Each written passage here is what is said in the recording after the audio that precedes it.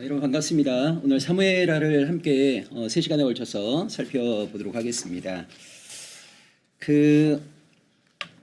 이 사무엘하는 사무엘상과 연결된 이야기인데요. 사무엘상 마지막에서 그 사울과 요나단이 블레셋과의 전쟁에서 전사를 당하게 되죠. 자, 그리고 이제 이스라엘이 지도자가 없는 공백 상태가 됩니다. 그리고 이제 다윗과 이스보셋이라고 하는 사울의 아들 사이에 7년 6개월간의 남북 1차 분열 시기가 있게 되고요. 이스보셋이 암살된 이후에 다윗이 통일 이스라엘의 왕이 되면서 총 40년, 그러니까 7년 6개월은 남북 분열 시기, 그다음 33년은 통일 이스라엘의 왕으로서 다윗이 통치하는 이야기가 바로 사무엘하입니다. 그래서 사무엘하는 전체가 이 다윗의 통치 이야기다. 그 가운데 1장부터 10장까지는 이 다윗 통치의 어떤 성공적인 이야기를 보여주고 있고요. 11장부터 24장은 이 다윗 통치의 실패, 몰락에 대한 이야기이다. 특별히 1장부터 5장은 다윗이 어떻게 통일 이스라엘의 왕이 되는가, 이 남북 분열이 그 통일로 전환되는가에 대한 자세한 기술이 나옵니다. 그럼 먼저 사무엘하 1장을 보시면요. 사울을 죽였다라고 하는 아말렉 청년을 다윗이 죽이고 나서 이 사울과 요나단의 죽음을 위한 애가를 만들어서 유다 지파 사람들로 하여금 부르게 만드는 이야기가 바로 1장입니다. 그래서 어떻게 보면 다윗이 다시 이스라엘로 돌아오기 위한 정치적인 수순을 밟고 있다라고 볼 수 있는데요. 여러분 1장 6절에 보면 그에게 알리는 청년이 이르되 내가 우연히 길보아 산에 올라가 보니 사울이 자기 창에 기대고 병거와 기병은 그를 급히 따르는데 할 때 이 보니라고 하는 단어가 나오죠. 자, 이게 히브리어로 베힌네라고 하는 말인데 이것은 꿈이나 환상을 묘사하는 것입니다.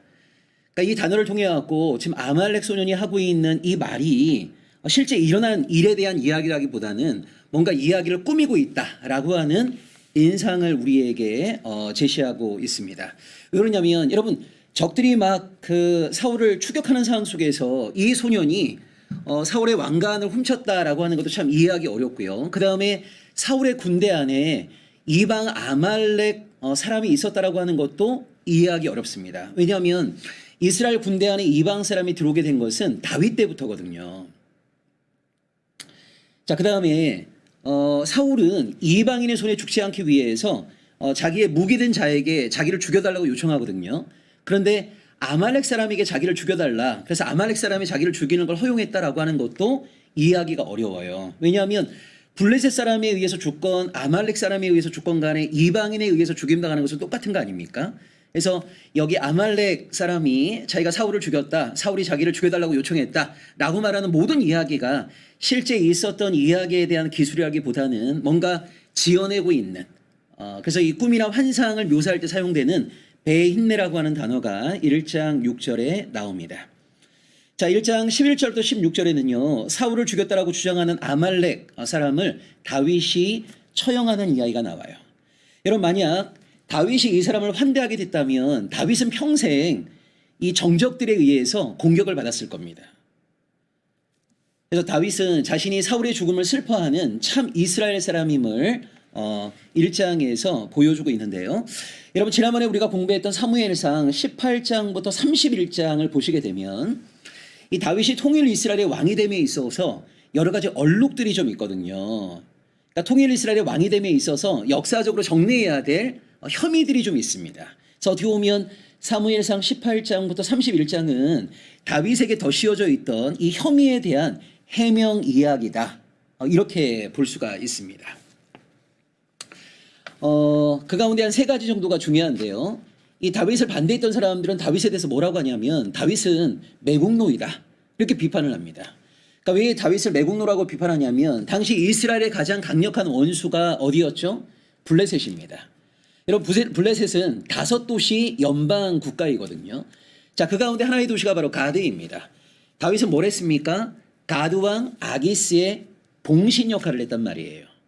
그러니까 마치 우리 한국과 일본이 역사적으로 굉장히 많은 갈등과 대립이 있었는데 우리 한국 사람이 일본으로 넘어가서 그 일본의 관료로, 일본의 충성스러운 어떤 군사령관으로 봉직한 것과 똑같은 거예요.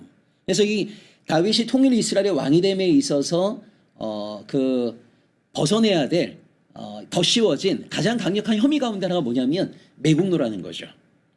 이스라엘의 원수 국가였던 그 블레셋의 충신이었다. 자, 거기에 대해서 사무엘상 18장부터 31장은 뭐라고 해명하고 있는 거죠? 사울의 박해로 인해서 어쩔 수 없이 망명한 거다. 그리고 다윗은 시글락이라고 하는 좀 더 떨어진 도시에서 독자적인 삶을 영위했다. 자, 이렇게 얘기하니까 사울의 지지자들이 또 뭐라고 반박하냐면, 아니 네가 시글락에 있으면서 남유다 사람들을 공격하여서 전리품을 약탈하여서 가드왕 아기스에게 바치지 않았냐. 거기에 대해서 다윗은 또 뭐라고 항변합니까? 이건 가드왕 아기스를 속이기 위해서 내가 그렇게 얘기한 거지 한 번도 이스라엘 사람을 공격한 적은 없다. 내가 공격했던 대상은 아말렉 사람이다. 아말렉 사람을 공격해서 그 약탈품을 마치 이스라엘 사람의 것을 빼앗아서 블레셋 왕에게 바친 것처럼 자기가 거짓말을 한 거지 실제 이스라엘을 약탈한 적은 없다라고 말하고 있어요. 두 번째는 이 다윗이 길보아산 전투에서 사울을 죽인 거 아니야? 이런 이야기가 또 있단 말이에요. 거기에 대해서 뭐라고 해명하고 있냐면 사무엘상 24장과 26장에서 다윗은 사울을 죽일 수 있는 두 번의 기회가 있었음에도 불구하고 사울을 죽이지 않았다. 그리고 가장 중요한 길보아산 전투에 다윗은 참전도 하지 않았다. 라고 하면서 마치 다윗이 사울을 죽였다라고 주장하는 사람들에 대해서 반박하고 있습니다. 그럼 세 번째가 이 사울과 그다음에 요나단이 죽었으니까 이제는 다윗 네 세상이 되었다. 따라서 사울과 요나단의 죽음에 대해서 너무너무 기쁘지? 다윗은 너무너무 기뻐할 거야 라고 하는 이 대적자들의 주장에 대해서 그렇지 않다는 거예요. 그걸 다윗은 뭘로 표현합니까? 애가를 지어서 홀로 그 노래를 부르는 것이 아니라 유다 지파 모든 사람들에게 그 노래를 부르도록 명령한단 말이에요. 그러니까 사울과 요나단의 죽음에 대해서 얼마나 애통해하고 있는지 마음 아파하고 있는지 이걸 통해 갖고 자신들이야말로 이스라엘의 블레셋에 패배한 것에 대해서 너무나 마음 아파하는 참 이스라엘 백성임을 강조하고 있습니다. 그래서 사무엘상 18장부터 31장에 그 무수하게 많은 이야기는요. 여전히 사울을 지지하고 이 다윗을 대적했던 사람들이 다윗에게 더 쉬웠던, 그러니까 어떻게 보면 다윗이 이스라엘의 왕이 됨에 있어서 반드시 해명해야 될 중요한 내용들이 몇 가지 있었던 거예요. 그래서 블레셋의 봉신이라고 하는 거, 사울을 직접 죽인 것이 아닌가, 또 사울의 집안이 몰락하는 것을 다윗은 기뻐했던 것이 아닌가에 대해서 그렇지 않음을 해명하는 것이 바로 사무엘상 18장부터 31장이고 사무엘하 1장에서도 사울을 죽였다고 말하고 있는 아말렉 사람을 죽임을 통하여서 자신은 사울의 죽음을 기뻐하지 않는다. 사울의 죽음을 누구보다 슬퍼하고 있다라고 하는 것을 잘 드러내고 있습니다. 자, 1장 18절에 보면 다윗은 그 노래를 만들어 갔고요. 애가죠. 그 사울과 요나단의 죽음에 대한 애가를 만들어서 자기 홀로 그것을 부르는 것이 아니에요. 그러니까 한마디로 얘기하자면 자기 감정의 표현 수단으로만 노래를 사용한 것이 아니라 남유다 지파 사람 모두에게 그 노래를 부르도록 만듭니다. 그러니까 이때 노래는요. 단순히 자기 감정의 표현 수단이 아니라 이 현실 정치의 도구가 되는 거죠. 그러니까 한마디로 마치 사울과 다윗, 베냐민 지파와 유다 지파, 좀 더 나아가서는 남유다와 북이스라엘의 대립이라고 하는 구도에서 그렇지 않다. 우리는 사울의 죽음을 슬퍼하고 있다. 우리는 요나단의 죽음에 대해서 애통해하고 있다라고 하면서 사울과 요나단과 다윗과 또 베냐민과 유다 지파 모두가 온 이스라엘임을 강조하고 있습니다. 자, 2장에 보시게 되면 그 사울이 죽은 다음에 이스라엘을 누가 다스리게 되냐면 유다 지파는 다윗이 다스리게 되고요. 나머지 11지파는 사울의 아들이었던 이스보셋이 다스리게 됩니다. 자, 이것을 우리는 1차 분열 시기 이렇게 얘기할 수 있어요. 자, 이것이 7년 6개월 동안 지속이 되거든요. 여러분 이스라엘 역사를 보시게 되면 그 리더십의 변천이라는 게 좀 있습니다. 자, 출애굽 이후에 모세가 이스라엘 전체를 다스리는 지도자였죠. 자, 모세가 죽기 전에 자기의 비서실장이었던 여호수아를 이스라엘의 지도자로 임명을 합니다. 그래서 모세 사후에 여호수아가 이 가나안 정복 전쟁과 가나안 땅 분배와 관련된 역할들을 담당을 했어요. 자, 근데 여호수아는 죽기 전에 자기 후계자를 임명하지 않습니다. 그래서 여호수아가 죽은 다음부터 사울이라고 하는 초대 이스라엘 왕이 등장하기 전까지를 우리는 사사시대라고 하는데, 이 사사시대의 가장 중요한 특징이 뭐냐면 지도력의 축소예요. 지도력의 축소. 그래서 모세와 여호수아 때는 이스라엘 12지파 전체를 다스리는 지도자였는데, 여러분 사사는 누구예요? 특정한 지파로부터 리더십을 인정받는 지도자가 바로 사사입니다. 그래서 이 사사기에 보시게 되면 그 가나안 사람들과 드보라와 바락이 전쟁할 때 참여하지 않는 지파들이 있어요. 그 다음에 입다가 전쟁에서 승리했을 때 에브라임 지파가 시비를 겁니다. 그래서 이스라엘 12지파가 한마음 한뜻으로 하나 되는 것이 아니라 지파 간의 분열. 가장 중요한 인물이 누구죠? 삼손입니다. 여러분 삼손은 단지파거든요. 삼손은 블레셋과 치열하게 싸웠어요. 근데 이 블레셋 사람들이 삼손을 잡기 위해서 막 추격합니다. 삼손이 도망을 유다 지파 땅으로 와요. 그때 이 유다 지파 사람들이 삼손을 뭐라고 하냐면, 너 왜 괜히 블레셋 사람들과 싸우면서 우리 힘들게 하냐. 그리고 블레셋 군인들에게 이렇게 얘기합니다. 우리 땅으로 들어오지 마십시오. 우리가 삼손을 잡아다가 당신들에게 대령하겠습니다. 인수인계 하겠습니다. 우리 땅에 들어오지 마세요. 라고 얘기해요. 그러니까 얼마나 안타까운 일이냐면, 이스라엘을 괴롭혔던 블레셋과 삼손이 혈혈단신으로 싸우고 있는데, 같은 이스라엘인 유다 지파는요 블레셋과 싸우고 있는 삼손을 책망한단 말이에요. 그러니까 이렇게 지파 간의 분열, 그다음에 이스라엘 전체를 다스리는 지도자의 부재, 이게 바로 사사시대의 중요한 특징입니다. 그래서 한마음이 되지 못했어요. 그 때문에 오랜 사사 기간 동안 이스라엘은 무수한 이방 민족의 지배를 받게 된 겁니다. 그래서 안 되겠다.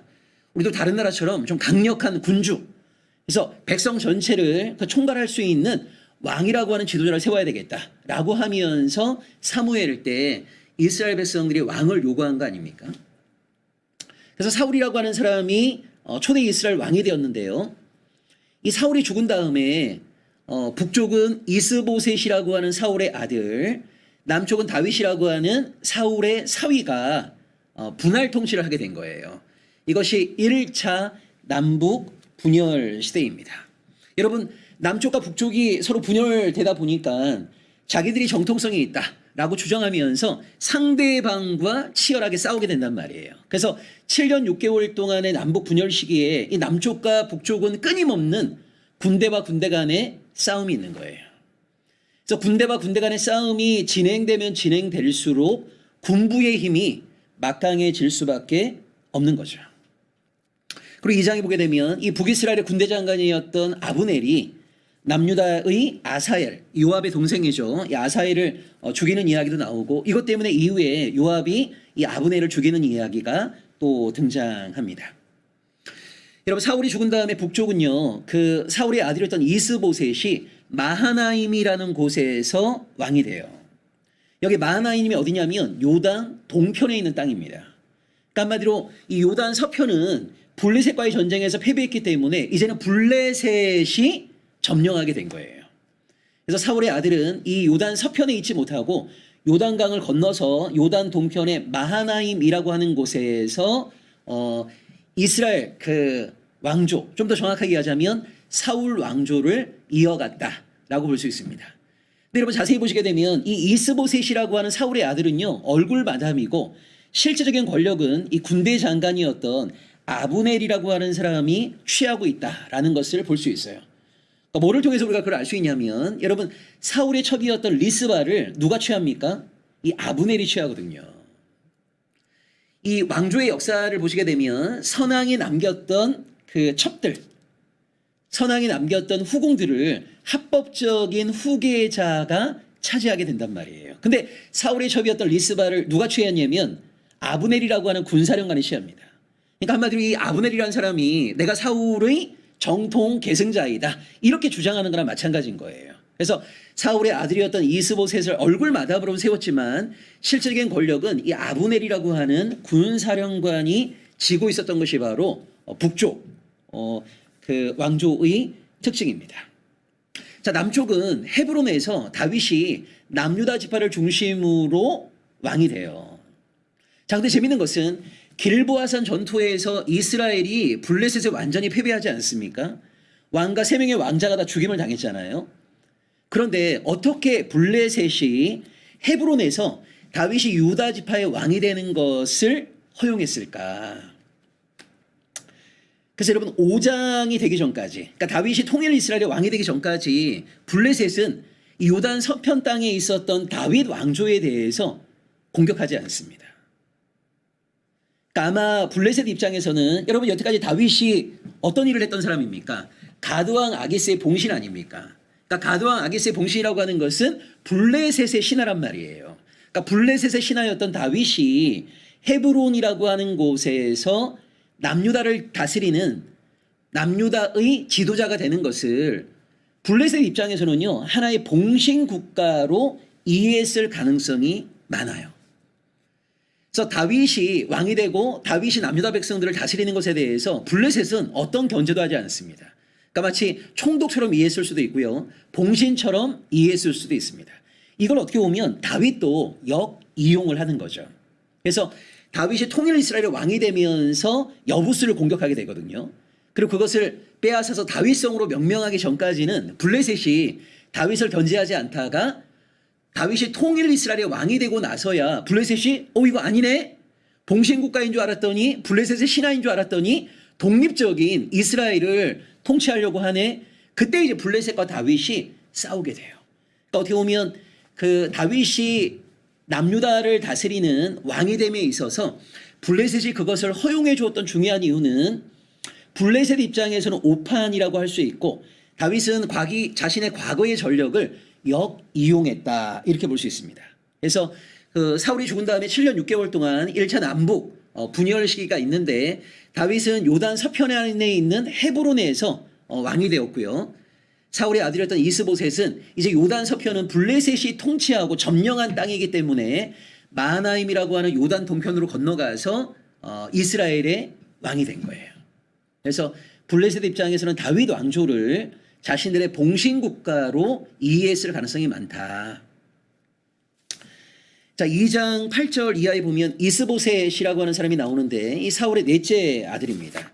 아마 여러분 이스보셋이라고 하는 이름은요, 본명이 아닐 가능성이 높습니다. 왜냐하면 이 이스보셋이라고 하는 이름의 뜻이 뭐냐면 수치스러운 사람, 망신스러운 사람 뭐 이런 거거든요. 그래서 아마 본명이라기보다는 이 사무엘하 본문 안에서 그를 이렇게 부른 것이 아닐까라고 볼 수 있고요. 역대상 8장과 9장에 보면 이스바알이라고 되어 있습니다. 이스바알. 그래서 아마 이스바알은 본명이고 그 사무엘 하에서 아브넬에게도 꼼짝을 못하고 그다음에 레갑과 바하나라고 하는 충신들에게 그 암살당하는 어떤 이스보셋의 모습을 보면서 뭔가 수치스러운 사람, 망신스러운 사람이라고 하는 이름을 사무엘 하에서 붙인 것이 아닐까 이렇게 볼 수 있고요. 여러분 3장에 보시게 되면 그 헤브론에서 태어났던 다윗의 아들들이 쭉 등장합니다. 이 암논이라는 아들도 있고요.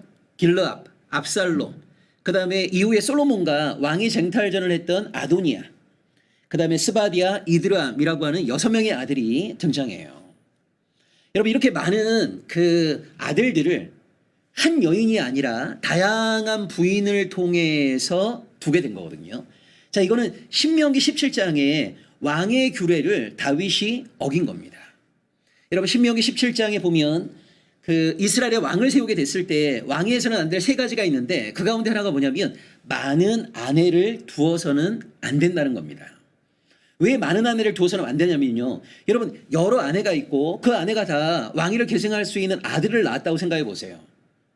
그러면 그 어머니 입장에서는 자기가 낳은 아들이 왕위를 계승하기를 바랄 거 아닙니까? 그럼 끊임없이 이 조정에서요 왕자들의 난이 일어나는 거예요. 권력 암투가 일어나는 거예요. 그러면 이 정치가 안정될 수가 없는 거죠. 그래서 많은 아내를 두지 말라고 했는데 다윗은 그 말씀을 어깁니다. 그래서 많은 부인으로부터 여러 명의 아들을 낳게 되고 이걸 통해서 우리는 앞으로 이 왕위를 차지하기 위한 권력 암투가 뭔가 복잡하게 일어나겠구나라고 하는 것을 짐작할 수 있는 거죠. 여러분 이후에 열왕기상에 가보시게 되면 그 다윗 노년에 아도니아라는 아들하고 이 솔로몬이라고 하는 아들이 이 왕위를 계승하기 위해서 그 갈등하는 장면이 나오거든요. 재미있는 것은 이 아도니아라고 하는 사람은 다윗의 신하 가운데 헤브론파가 밀었던 사람이고요. 솔로몬이라고 하는 사람은 다윗의 신하 가운데 예루살렘파가 밀었던 인물입니다. 자, 여러분 보세요. 이스라엘이 사울 때 첫 왕정이 된단 말이에요. 이때를 보통 뭐 주전 1050년경으로 보고요. 다윗이 왕이 되었을 때를 주전 1010년경, 솔로몬이 왕이 되었을 때를 주전 970년경 이렇게 보통 봅니다. 자, 초대 이스라엘 왕이 사울이었습니다. 두 번째가 이스보셋과 다윗이라고 하는 남북 분열기였죠. 그 다음에 다윗이 통일 이스라엘 왕이 된 거예요. 그러니까 쉽게 얘기하자면 이스라엘은 왕정을 시작한 지가 얼마 안 됐습니다. 그러니까 뭐가 확립되어 있지 않냐면 왕위를 어떻게 계승해야 되는가에 대한 그 원칙이 아직 확립되지 않은 시기입니다. 그러니까 왕이 놓은 무수하게 많은 왕자들 가운데 누구를 왕으로 세워야 될 것인가? 그러니까 그 아들들 가운데 장자가 왕이 돼야 될 것인가? 아니면 왕이 지명하고 임명하는 아들이 왕이 돼야 될 것인가? 이런 원칙이 아직까지 확립이 안 돼 있었단 말이에요. 자, 그런데 다윗의 신하들이 크게 두 개의 그룹이 있는 겁니다. 하나가 바로 헤브론파이고요. 또 하나가 예루살렘파입니다. 이 헤브론파는요, 아둘람 동굴에서부터 다윗과 함께 있던 사람들이에요. 대표적인 인물이 누구죠? 요압과 아비아달입니다. 자, 이 사람들은 아둘람 동굴에서부터 블레셋 망명, 그 다음에 헤브론에서의 7년 6개월간의 통치, 이때도 다윗과 함께 했던 사람들이거든요. 근데 다윗이 통일 이스라엘의 왕이 되면서 수도를 예루살렘으로 옮깁니다. 자, 예루살렘으로 옮기면서 그때부터 등장하는 새로운 신하들이 있어요. 이 사람들을 우리는 예루살렘파 이렇게 얘기합니다. 대표적인 사람이 누구죠? 나단, 사독 이런 인물입니다. 그러니까 이 다윗의 신하 가운데 헤브론파도 있고 예루살렘파도 있고, 또 하나 다윗의 아들 가운데 헤브론에서 태어났던 헤브론의 왕자들도 있고, 예루살렘으로 수도를 옮긴 다음에 예루살렘에서 태어났던 예루살렘의 왕자들도 있단 말이에요. 자, 그러니까 이 헤브론파와 예루살렘파가요, 다윗 노년에 어디에서 왕이 계승되느냐에 따라서 자기 그룹은 살고 상대방은 죽는 거예요. 역사의 무다에서 사라지는 거예요. 그러니까 얼마나 이 권력 암투가 심했겠습니까? 그래서 헤브론파는 다윗의 아들들 가운데 장자가 왕이 돼야 된다. 그러면서 네 번째 아들이었던 핫깃의 아들 아도니아를 밀었고요. 예루살렘파 같은 경우에는 왕이 지명하는 아들이 왕위를 계승해야 된다라고 하면서 밧세바의 아들이었던 솔로몬을 밀었단 말이에요. 그래서 11개상에 보시게 되면 결국은 예루살렘파가 승리하게 되는 거죠. 자, 여러분 여기 보시면 3장에 그 예루살렘에서 무수하게 많은 아들들이 태어났다. 이걸 통해서 우리는 앞으로 엄청나게 많은 권력 암투가 있겠구나라고 하는 복선을 예상할 수 있습니다. 자, 3장에서 이 요압이 아브넬을 죽입니다. 이 아브넬과 다윗이 남북 통일을 위한 비밀 회의를 가졌거든요.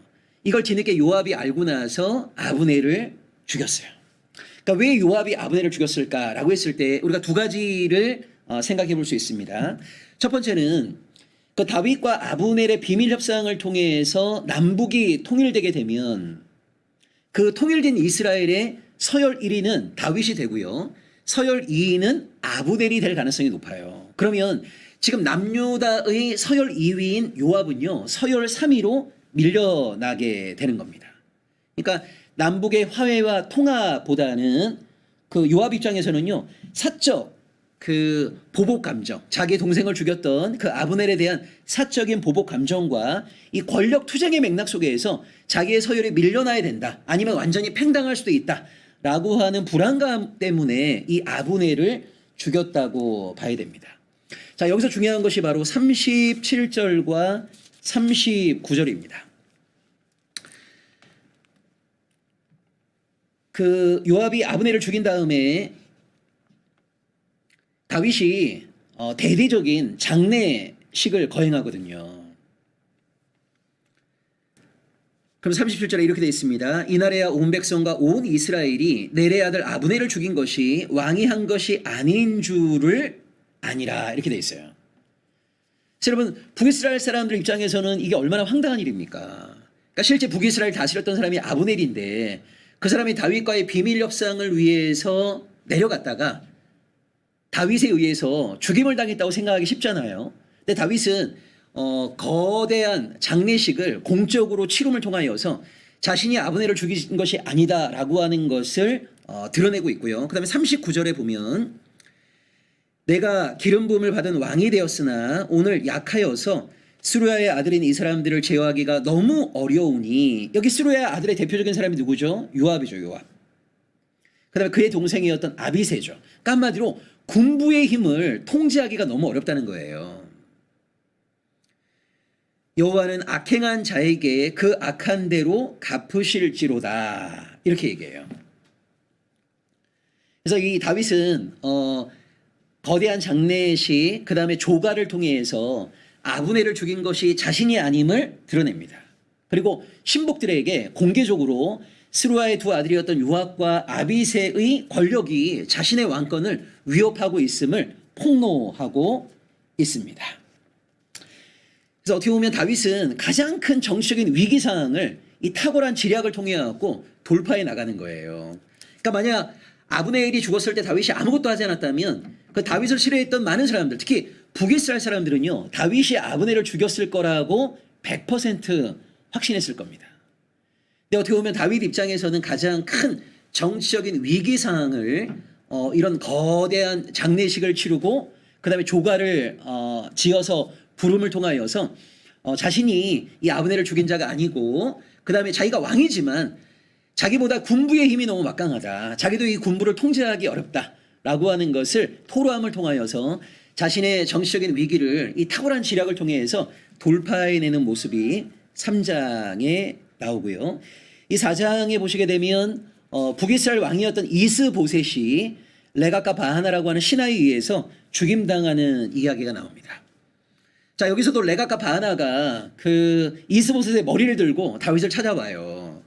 그러니까 이 사람들 입장에서는 아마 다윗이 이스보셋의 죽음에 대해서 누구보다 기뻐할 것이라고, 그 이스보셋을 암살했던 자신들에 대해서 큰 상을 베풀 거라고 아마 기대하고 다윗을 만나러 내려왔을 겁니다.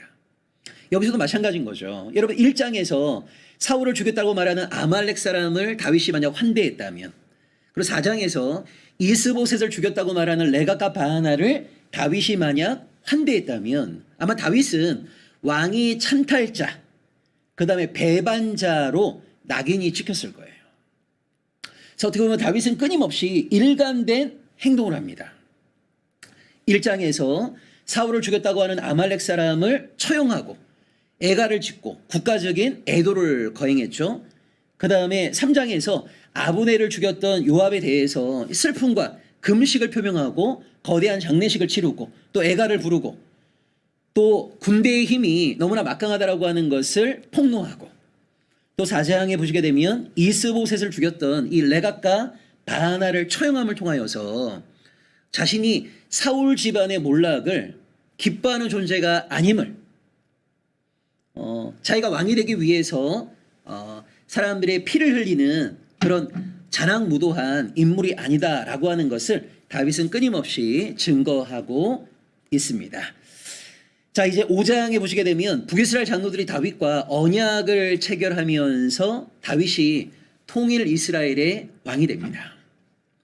여러분, 통일 이스라엘의 얼굴마담이 이스보셋이었고 실제 권력은 아브넬이라고 하는 군대 장관이 쥐고 있었는데요.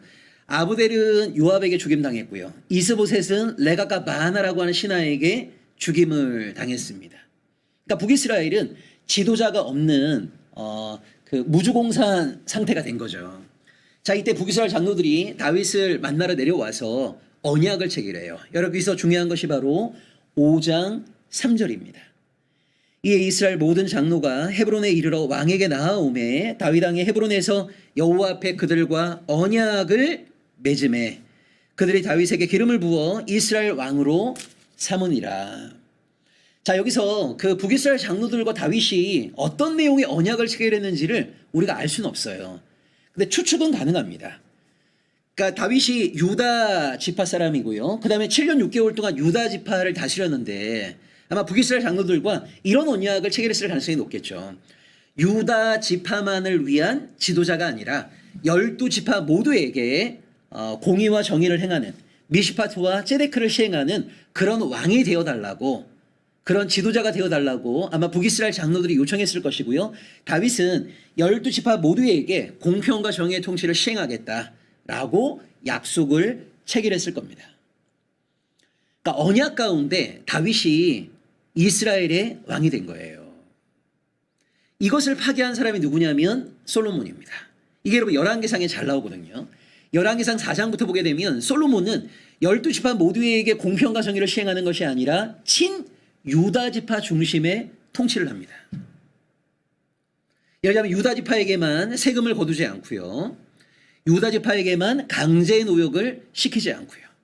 이런 식으로 유다지파에게 특혜를 베푼단 말이에요. 그래서 여러분 솔로몬이 죽었을 때 솔로몬의 아들이었던 르호보암이 왕이 되려고 할 때 북이스라엘 대표단이 와서 르호보암에게 뭐라고 얘기합니까? 당신이 아버지처럼 통치하게 되면, 여기 아버지의 통치가 뭐죠?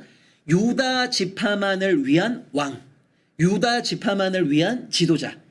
그러니까 유다 지파만을 위한 통치를 하게 되면 우리는 당신의 통치를 받을 수 없다. 그래서 다윗이 약속했던 것처럼 이스라엘 지파 모두에게 공평과 정의를 시행하는 통치를 할 것인지, 아버지 솔로몬처럼 유다 지파만을 위한 통치를 할 것인지를 르호보암에게 선택하도록 만들잖아요. 그래서 르호보암은 아버지보다 더한 통치를 하겠다고 답변을 합니다. 그것 때문에 실로 사람 아이야를 통해서 하나님이 여로보암이라는 새로운 지도자를 세우시면서 남쪽과 북쪽이 2차 남북 분열 시기를 맞이하게 되는 거죠. 자, 다윗은 통일 이스라엘의 왕이 되면서 수도를 옮깁니다. 지금까지는 헤브론에서 다스렸는데요. 이제는 이스라엘 지파 전체를 다스리는 지도자가 돼야 되기 때문에 요단 동편과 요단 서편의 중앙이라고 할 수 있는 예루살렘으로 수도를 옮깁니다. 여러분 5장 6절부터 12절에 보면 이제 새로운 수도로 예루살렘이 선택되게 되는데, 이 예루살렘은요 통일 이스라엘의 수도가 되기에 최적의 장소라고 할 수 있어요. 왜냐하면 여러분 예루살렘 바로 옆에 기온샘이라고 하는 자체적인 물 근원이 있거든요. 그 다음에 예루살렘은 해발 800m에 위치한 성읍인데, 이쪽에는 흰놈의 골짜기가 있고요. 또 이쪽에는 기드론 골짜기가 있어요. 그래서 이 이방의 대적자들이 예루살렘을 공격하고 정복하는 게 정말 쉽지 않습니다. 어떻게 보면 난공불락의 요새라고 할 수 있는 거예요. 그래서 통일 이스라엘의 왕도로서 가장 최적의 장소가 예루살렘이라고 할 수 있고요. 자, 다윗이 통일 이스라엘 왕이 되었을 때 블레셋이 5장 17절에 이제 이스라엘과 전쟁하기 위해서 올라옵니다. 자, 5장 17절을 보시면 이스라엘이 다윗에게 기름을 부어 이스라엘 왕으로 삼았다함을 블레셋 사람들이 듣고 블레셋 사람들이 다윗을 찾으러 다 올라오매. 여기 찾으러라는 말이 참 중요한 말이에요. 여러분 여기 찾으러라고 하는 말이 뭐냐면 병영에서 이탈한 병사 또는 잃어버린 재산을 되찾을 때 사용되는 단어인 거거든요. 그러니까 여전히 블레셋은 다윗을 누구로 생각하고 있는 겁니까? 자기들의 신하로 생각하고 있는 거예요. 자기들의 봉신으로 생각하고 있는 거예요. 그래서 이 길보아산 전투에서 승리한 이후에 블레셋이 지금 이스라엘을 다스리고 있는데 이스라엘의 독립을 선포하면서 다윗이 이스라엘의 왕이 된 거란 말이에요. 그러니까 블레셋 입장에서는 뒤통수 맞은 거죠. 아니 여태까지는 우리의 봉신인 줄 알았더니 아니 지금까지 그러면 독립을 도모했던 거야? 라고 하면서 뒤늦게 뒤통수를 맞으면서 이 이스라엘과 전쟁하기 위해서 블레셋이 올라온 겁니다. 자, 그 블레셋과의 전쟁에서 다윗이 두 번 이기는 이야기가 5장 후반부에 나오는데요. 중요한 것이 여러분 23절입니다. 다윗은 중요한 순간마다 하나님께 묻습니다. 23절에도 다윗이 여호와께 여쭈니라는 표현이 나와요. 그러니까 다윗은 삶의 중요한 순간마다 항상 하나님께 묻고 하나님의 뜻을 기다리고 하나님의 말씀대로 순종의 걸음을 내디딘 거죠. 특별히 이것이 강조되고 있는 것이 여러분 역대기입니다. 그 역대상 10장과 14장에 보시게 되면 사울은 왜 몰락했고 다윗은 승승장구하게 되었는가라고 할 때 여러분 가장 중요한 다라시라는 단어가 나오거든요. 다라시. 그래서 역대상 10장 14절에 보면 사울은 자기가 물어야 될 하나님께 묻지 아니하고 엔돌의 무녀에게 물었습니다. 근데 역대상 14장 10절과 14절에 보면 다윗은 중요한 순간마다 하나님께 물어요. 그러니까 사울은 하나님께 묻지 아니하고 자기의 뜻대로 인생의 걸음을 내디디는 반면 다윗은 삶의 중요한 순간마다 하나님께 묻고 하나님의 뜻에 따라서 자기의 인생의 한 걸음 한 걸음을 내디뎠다. 이 묻는다, 하나님의 의견을 구한다, 하나님의 뜻대로 살아간다 라고 하는 것이 너무나 중요하다. 그것이 바로 사울과 다윗의 중요한 차이이다 라고 하는 것을 역대상이 잘 말하고 있습니다. 자, 6장에 보게 되면 이 하나님의 궤를 블레셋으로부터 이스라엘이 되찾았잖아요. 그러면서 이번에 다윗이 다윗성으로 그 여호와의 언약궤를 옮기려고 합니다. 자, 여기서 우리가 중요한 질문이 하나 나옵니다. 여러분, 이 언약궤를 블레셋에 빼앗겼을 때가 언제죠? 사무엘상 4장에 기록되어 있습니다. 이스라엘과 블레셋과의 전쟁 때 엘리의 두 아들이었던 이 홈리와 비나스가 하나님의 도우심을 기대하면서 언약궤를 전쟁터로 끌고 왔어요. 근데 블레셋에게 패배하면서 언약궤를 빼앗겼습니다. 근데 이스라엘은 패배했지만 여호와가 패배한 것은 아닙니다. 그 블레셋에 간 여호와의 언약궤는요, 다곤의 신상을 박살내요. 그리고 블레셋 안에 온갖 전염병을 불러일으킵니다. 그것 때문에 블레셋 사람들이 다시 언약궤를 돌려보내거든요. 자, 중요한 것은 그 언약궤를 지금 다윗이 다윗 성으로 옮기려고 한다는 거예요. 다윗 성이 어디죠? 다윗이 빼앗은 예루살렘 성입니다. 자, 원래 언약궤가 어디 있었습니까? 실로 성에 있었습니다. 그러면 그 언약궤를 다시 실로로 가져가야 되는 거 아닙니까? 근데 다윗은 그 언약궤를 예루살렘으로 옮기려고 한단 말이에요. 자, 예루살렘에 뭐가 있습니까? 자신의 왕궁이 있단 말이에요.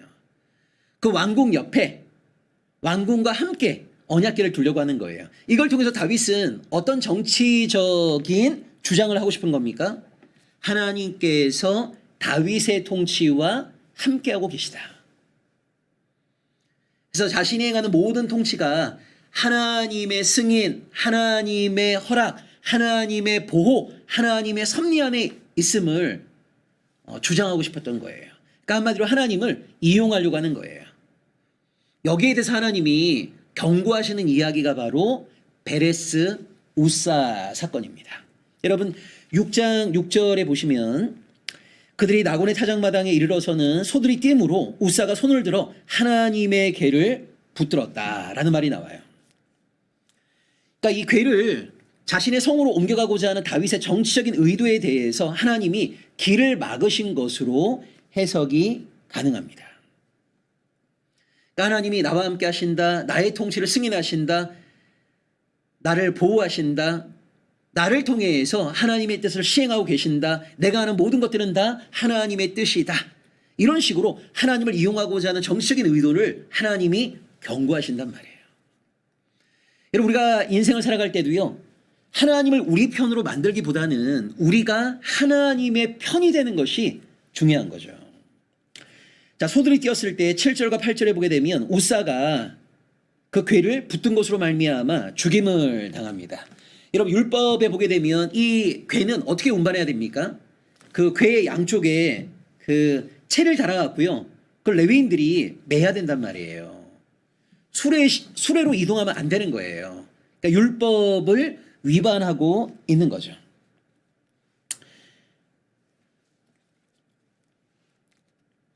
그 다음에 9절에 보시게 되면 다윗이 그날에 여호와를 두려워하여 이르되 여호와의 궤가 어찌 내게로 오리오 라고 얘기합니다.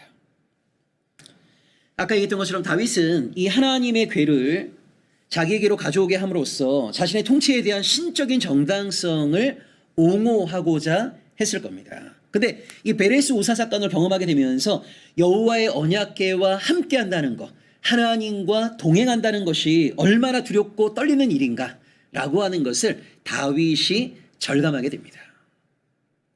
여러분, 출애굽기에도 그런 말씀이 계속 나오지만요, 하나님의 임마누엘이 항상 우리에게 은혜와 복이 되는 게 아닙니다. 여러분, 하나님의 함께 하심이라고 하는 것이 항상 우리에게 은혜와 복이 됩니까? 그렇지 않습니다. 거룩하신 하나님과 죄악으로 충만한 인간이 함께하게 되면요, 하나님의 공격을 받게 돼요. 그러니까 거룩하신 하나님의 함께하심이 우리에게 은혜와 복이 되기 위해서는 하나님의 백성다운 거룩함이 우리에게도 존재해야 되는 거예요. 그러지 않았을 경우에는 이 하나님의 함께하심은 우리에게 심판이 됩니다. 이게 여러분 예언서에 보시게 되면 여호와의 날이 그런 거죠. 하나님의 역사에 전면적으로 등장하시는 날, 하나님의 능력의 오른팔을 펼치시는 날이 하나님의 백성 이스라엘에게 항상 기쁨입니까? 구원입니까? 은혜입니까? 그렇지 않아요.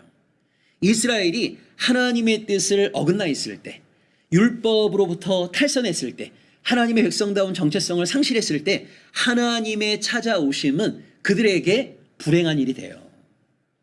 그래서 이 베레스 우사 사건을 통해서 하나님과 함께한다라고 하는 것이 얼마나 두렵고 떨리는 일인가라고 하는 것을 다윗은 절감하면서 예루살렘으로 옮기고자 했던 이 언약궤를 가드 사람 오벳 에돔의 집으로 옮깁니다. 12절에 보면 그 언약궤를 맡았던 가드 사람 오벳 에돔의 집에 하나님이 복을 주셨다라고 하는 이야기를 듣게 돼요. 자, 민족, 종교, 이것이 하나님의 복과 저주를 가르는 기준이 되지 못합니다.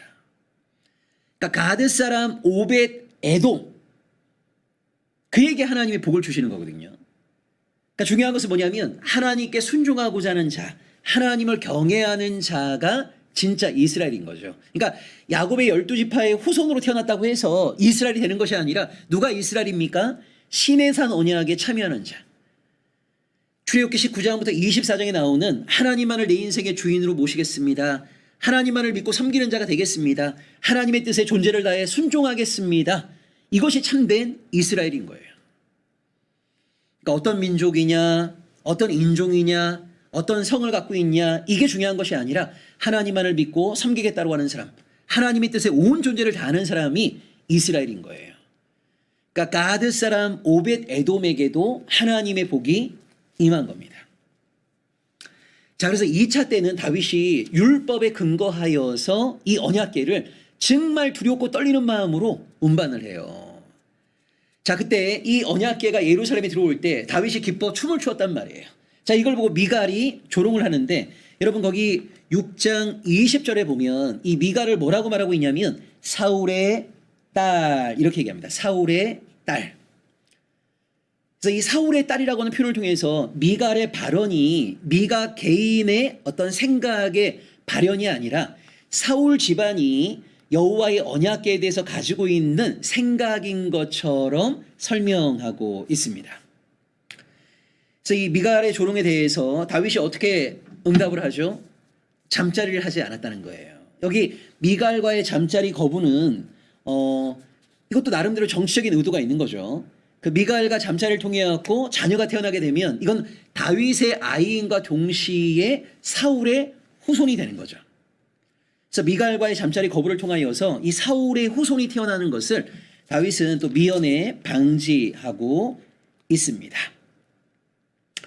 자, 7장을 보시면 이 7장에 그 유명한 다윗 언약이 나옵니다. 7장 12절부터 16절이에요. 내 수완이 차서 내 조상들과 함께 누울 때에 내가 내 몸에서 날 내 씨를 내 뒤에 세워 그의 나라를 견고하게 하리라. 그는 내 이름을 위하여 집을 건축할 것이요 나는 그의 나라 왕위를 영원히 견고하게 하리라. 나는 그에게 아버지가 되고 그는 내게 아들이 되리니 그가 만일 죄를 범하면 내가 사람의 매와 인생의 채찍으로 징계하려니와 내가 내 앞에서 물러나게 한 사울에게서 내 은총을 빼앗은 것처럼 그에게서 빼앗지는 아니하리라. 내 집과, 여기 집이라고 하는 건 왕조를 말하는 겁니다. 내 집과 내 나라가 내 앞에서 영원히 보존되고 내 왕위가 영원히 견고하리라 하셨다 하라. 그러니까 하나님이 나단이라고 하는 선지자를 통해 갖고요, 일방적인 은혜를 선포해 주신 거예요. 이것이 뭐냐면 다윗 언약입니다.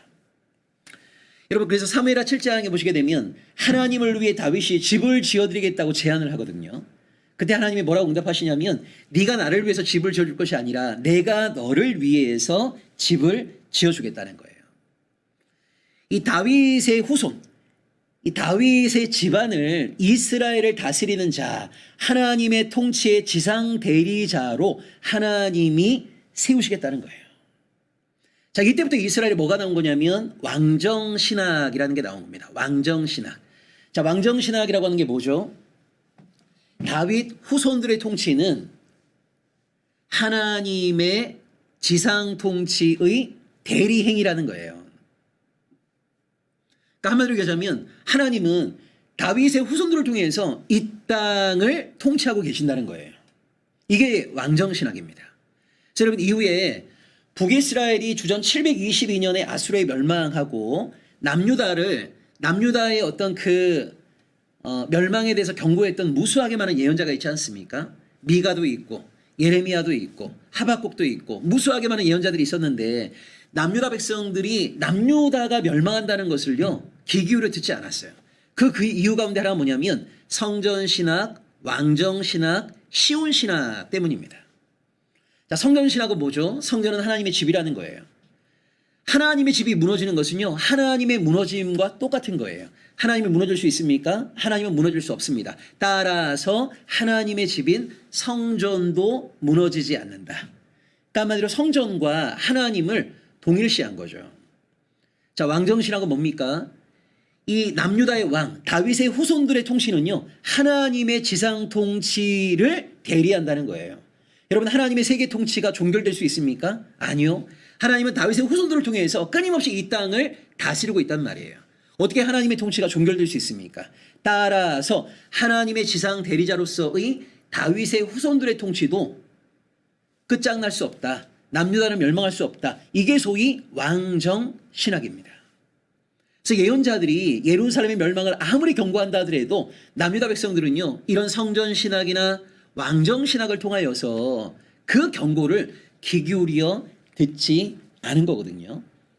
그러니까 그것 가운데 하나가 바로 여기 다윗 언약에 나와 있는 것처럼 14절입니다. 그가 만일 죄를 범하면 내가 사람의 매와 인생의 채찍으로 징계하려니와 사울에게서 은총을 빼앗은 것처럼 그에게서 빼앗지는 아니할 것이다. 그래서 징계는 받지만 이 다윗의 후손들의 통치가 끊임없이 지속될 거라고 믿은 거예요.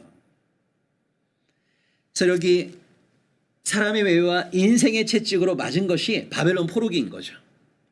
5대 제국의 식민 지배의 기간인 거죠. 근데 여전히 남유다 백성들은 어떤 희망을 갖게 된 겁니까? 사울에게서 빼앗은 것처럼 다윗에게서 빼앗지 않는다고 했으니까 다윗의 후손이 이 땅에 출현하여서 다시 이스라엘을 새롭게 할 그날을 소망하게 된 거죠. 자, 8장으로 넘어가 보시면 이런 8장은 다윗의 승승장구에 대한 이야기인데 여기서 우리가 주목해야 될 것이 바로 2절입니다. 여기 8장 2절에 보면 굉장히 엽기적인 내용이 나오거든요. 여러분 이후에 다윗이 성전을 짓고 싶었는데 하나님이 다윗에게는 그걸 허락하지 않으세요. 그때 이유가 뭐냐면 피를 너무 많이 흘렸다는 거예요.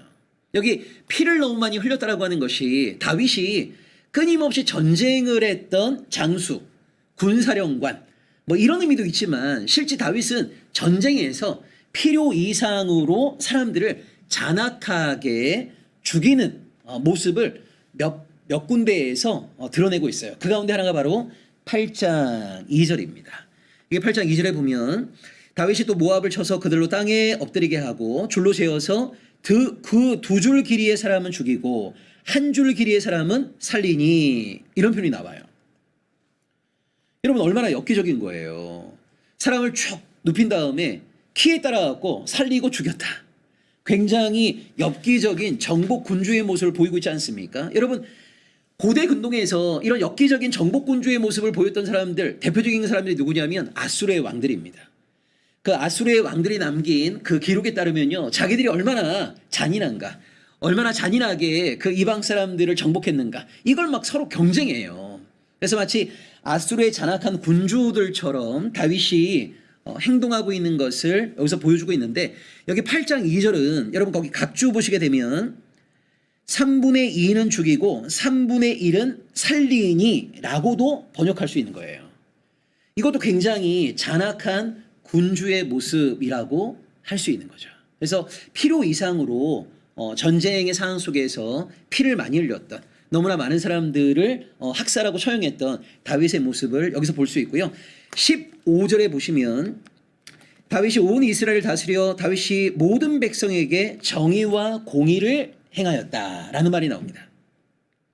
여기 정의와 공의라고 하는 게 바로 미시파트와 ጼ데크 아닙니까? 그러니까 한마디로 다윗은 땅 신학에 충실했다는 거죠. 땅 신학. 이런 구약을 이해하는 가장 중요한 신학 가운데 하나가 바로 땅 신학이거든요. 땅 신학의 중요한 내용이 뭡니까? 사람들이 발딛고 살아가는 모든 땅의 주인은 하나님이시다. 하나님은 그 땅을 특정 민족과 공동체에게 거주할 수 있도록 허락해 주신다. 특정한 민족과 공동체는 그 땅의 주인으로서가 아니라 임차인으로 그 땅에 거주하게 된다.